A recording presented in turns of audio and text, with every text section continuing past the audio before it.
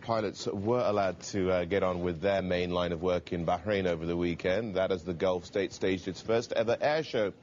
Delegates from 45 countries were given the first public look at a new military drone. It's a sector of the market that's flourishing, as Bloomberg's John Cookson now reports.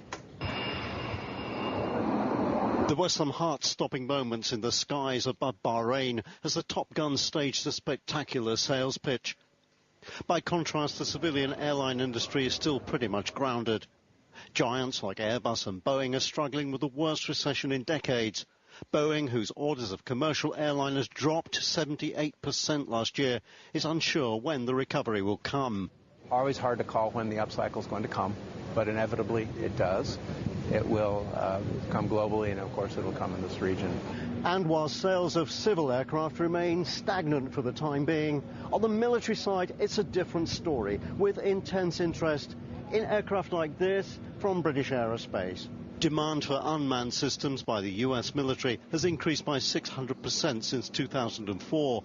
And drones like this, the Herty from BAE, shown in public for the first time, are fast rising to the top of military shopping lists in the fight against insurgency. This is one of the responses, to have real intelligence about what's going on the ground and to do it very, very cheaply and then deploy your forces accordingly.